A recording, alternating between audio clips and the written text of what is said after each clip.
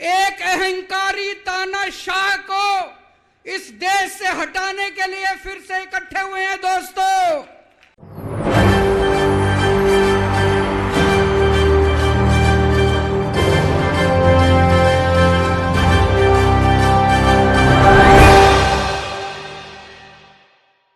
नमस्कार, मैं दौलत शर्मा और आप देखना शुरू कर चुके हैं SPN9 न्यूज। अध्यादेश को लेकर लगातार दिल्ली के मुख्यमंत्री अरविंद केजरीवाल केंद्र सरकार के खिलाफ लड़ाई कर रहे हैं। सुप्रीम कोर्ट का दरवाजा उन्होंने खटखटा दिया है और अब उनको उम्मीद है कि सुप्रीम कोर्ट में CJI उनकी बात सुनेंगे और ये जो अध्यादेश संविधान के खिलाफ आया है इसको कहीं ना कहीं वो टाल देंगे और यहाँ पर जीत फिर दोबारा राज्य सरकार की होगी। आपको बता दें कि सुप्रीम कोर्ट में पावर शिफ्टिंग का मामला चल रहा था, जिसको लेकर पहले भी अरविंद केजरीवाल सुप्रीम कोर्ट गए थे और यहाँ पर सुप्रीम कोर्ट ने साफ किया था जो पावर शिफ्टिंग की सारी ताकत होगी वो राज्य सरकार यानी मुख्यमंत्री अरविंद केजरीवाल सरकार के पास होगी।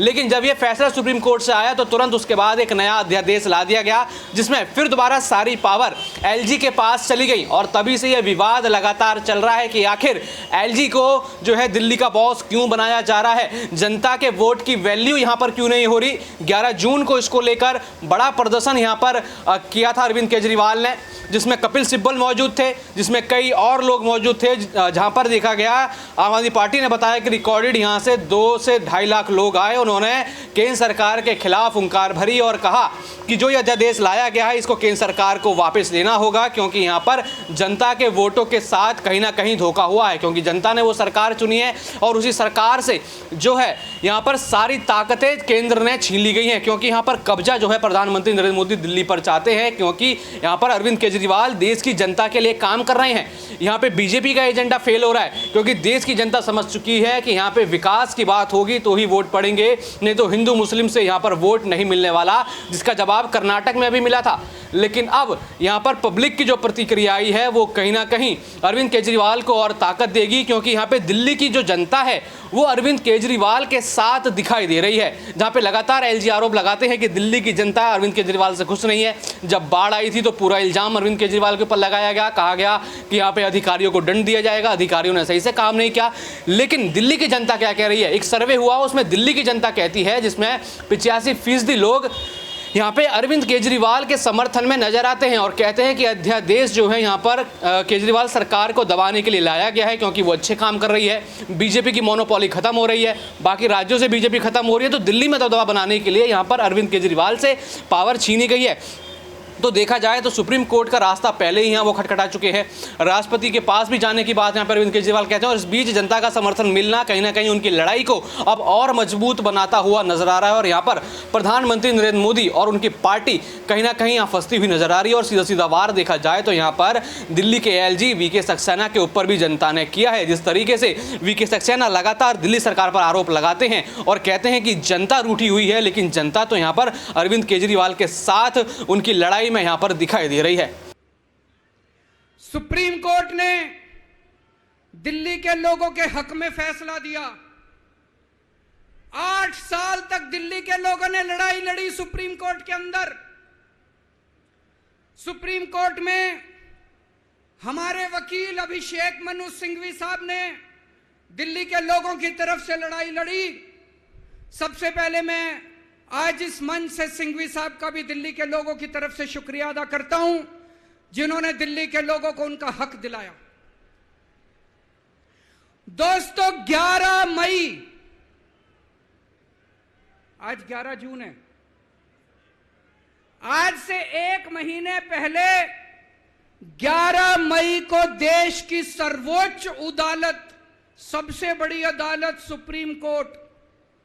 सुप्रीम कोर्ट की भी कॉन्स्टिट्यूशन बेंच, उसने आदेश पारित किया दिल्ली के लोगों के हक में। और उसके 8 दिन के बाद, 1 हफ्ते के बाद 19 मई को देश के प्रधानमंत्री ने सुप्रीम कोर्ट के आदेश को खारिज कर दिया। दोस्तों, देश की सबसे बड़ी अदालत के फैसले को प्रधानमंत्री ने खारिज कर दिया। प्रधानमंत्री कहते हैं मैं सुप्रीम कोर्ट को नहीं मानता। देश के प्रधानमंत्री कहते हैं मैं सुप्रीम कोर्ट को नहीं मानता। 75 साल के भारत के इतिहास में पहली बार एक प्रधानमंत्री आया है जो कहता है मैं सुप्रीम कोर्ट को नहीं मानता। पूरे देश के लोग स्तब्ध हैं। पूरे देश के लोगों को यकीन नहीं हो रहा, इतना अहंकारी प्रधानमंत्री, प्रधानमंत्री को इतना अहंकार। प्रधानमंत्री कहता है मैं सुप्रीम कोर्ट को नहीं मानता।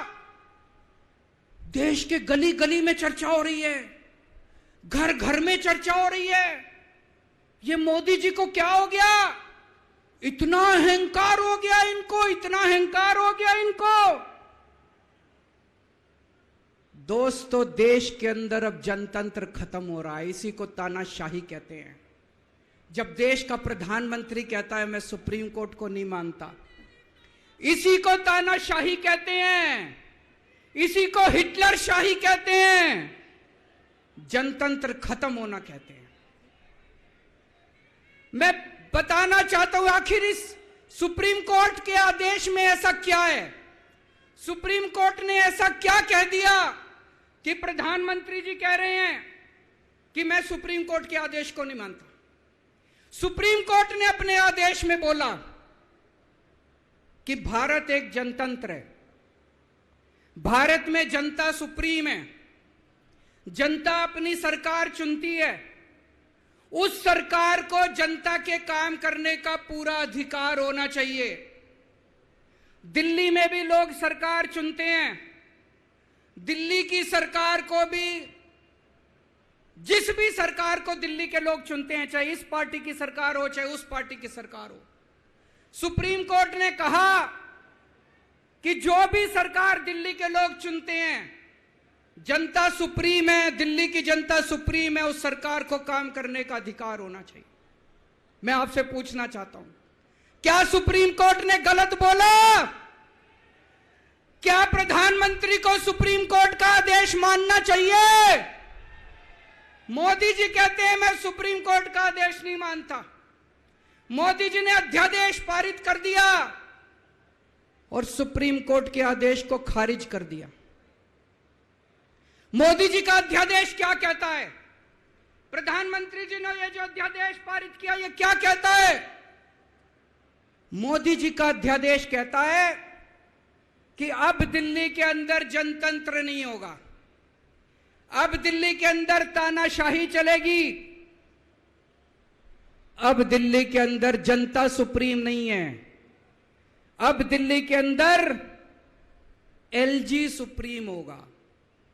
अब दिल्ली के अंदर चाहे जनता जिसको मर्जी वोट दे, चाहे जनता जिसकी मर्जी सरकार बनाए, प्रधानमंत्री जी कहते हैं सरकार तो मैं ही चलाऊंगा, मेरी तानाशाही चलेगी, अब जनता सुप्रीम नहीं है, जनता की नहीं चलेगी। और भी ऐसी खबरें जानने के लिए देखते रहिए SPN9 न्यूज़। धन्यवाद।